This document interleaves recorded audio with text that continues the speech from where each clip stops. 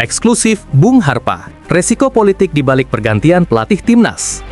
Pergantian pelatih timnas Indonesia kembali memicu sorotan luas. Keputusan yang diambil di tengah tekanan dan situasi politik membuat langkah ini bukan sekedar urusan sepak bola, melainkan bagian dari dinamika yang lebih besar. Keputusan pemecatan Sinteyong dan penunjukan Patrick Kluivert dilakukan Erick Thohir tanpa melibatkan Exco PSSI. Langkah tersebut memicu kegelisahan internal karena jalurnya dianggap tidak biasa dan memotong proses kolektif di tubuh federasi.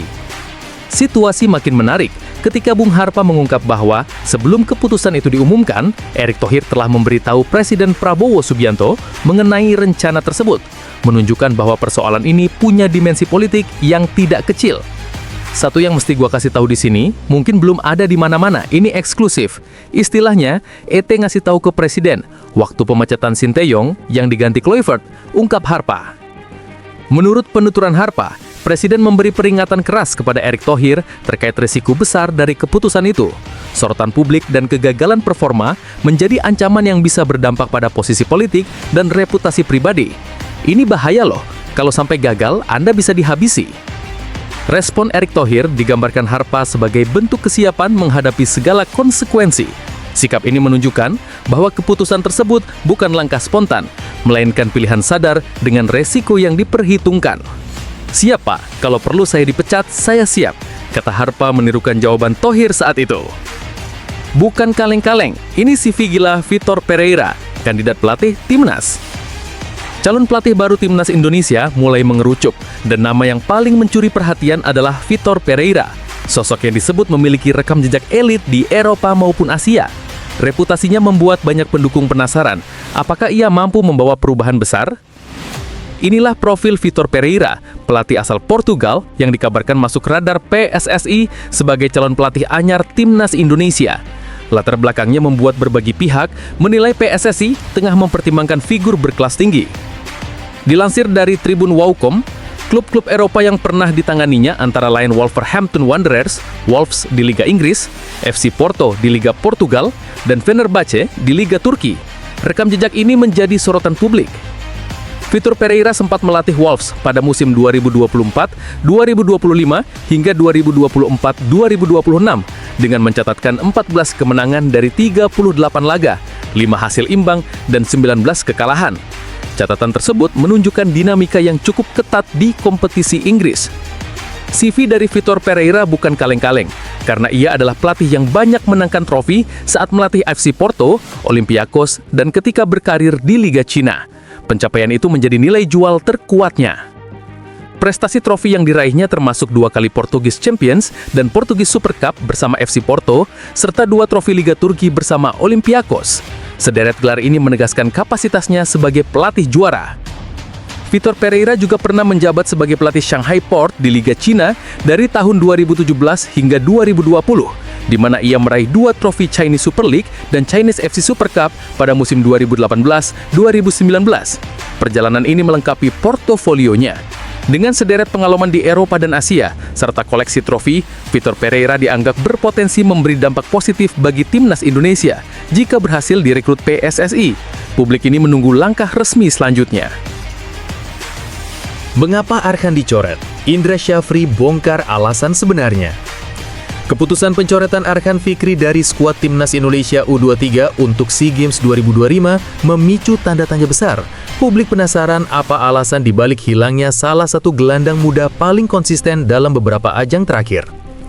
Nama Arhan Fikri tidak masuk daftar pemain timnas Indonesia U23 yang akan tampil di SEA Games 2025. Mengapa Arhan dicoret? Pertanyaan itu muncul karena ia sebelumnya selalu menjadi tumpuan lini tengah Garuda Muda. Tidak masuknya nama Arhan menjadi kejutan. Pasalnya pemain Arema FC ini menjadi pemain kunci lini tengah Garuda Muda sebelum ditangani Indra. Ia tampil stabil dalam beberapa turnamen penting. Peran Arhan tidak tergantikan dalam Piala AFF U23 2025 dan kualifikasi Piala Asia U23 2026. Ia hanya duduk di bangku cadangan saat mengalami cedera, selebihnya ia selalu menjadi pilihan utama. Begitu Indra menangani Indonesia U23 untuk SEA Games 2025, nama Arhan selalu masuk daftar panggil. Namun perannya dalam skuad mulai berkurang, terlihat dari menit bermain yang menurun. Dalam 2 laga uji coba melawan India U23 pada Oktober, Arhan tampil sekali. Ia menjadi cadangan pada pertandingan pertama dan starter pada laga kedua.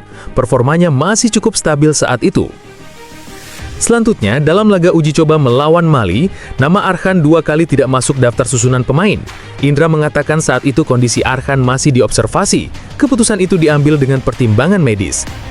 Arhan disebut belum pulih total dari cedera hamstring. Karena itu, Indra tak ingin memaksakan Arhan tampil melawan Mali. Pemulihan kondisinya dianggap lebih penting. Situasi itu memperpanjang masa tunggunya. Arhan Fikri masih menunggu, mungkin lebih kurang 1 minggu lagi. Kemarin di USG terakhir banyak perubahan memang dari hamstring dia, yang waktu lagi main di klub, kata Indra. Namun selepas jeda internasional, Arhan tampil membela Arema FC. Pemain 20 tahun ini menjadi starter saat Persebaya dan Arema bermain imbang 1-1 pada 22 September. Ia bermain 82 menit tanpa terlihat cedera. Tepat pada Kamis, Indra mengumumkan daftar 23 pemain Indonesia U23 untuk SEA Games 2025. Dalam daftar tersebut tidak ada nama Arhan Fikri. Publik pun makin bertanya-tanya. Indra mengatakan pencoretan 8 pemain termasuk Arhan sesuai hasil evaluasi. Keputusan itu disebut sudah menyesuaikan kebutuhan tim dalam persiapan SEA Games 2025. Langkah ini dianggap paling realistis. Keputusan ini diambil setelah evaluasi matang berdasarkan data-data yang ada selama pemusatan latihan bulan Oktober dan November, serta pengamatan pemain saat bermain di Super League yang dilakukan bersama staf pelatih dan tim performance, ucap Indra. Menjelaskan keputusan final pun harus diterima pemain dan publik. Saya berserah diri kepada Allah, jika saya kalah, saya akan tetap menang. Ucapan TMJ jadi sorotan. Tekanan publik meningkat belakangan ini, namun perhatian terbesar tertuju pada ketenangan Tunku Mahkota Ismail, TMJ, yang kembali tampil dengan keyakinan penuh. Sikap itu membuat pernyataannya menjadi sorotan luas di berbagai platform. Pemangku Sultan Johor tersebut membahas isu yang melingkupinya dengan pendekatan yang stabil. Ia menunjukkan bahwa tekanan eksternal tidak menggeser prinsip yang ia pegang.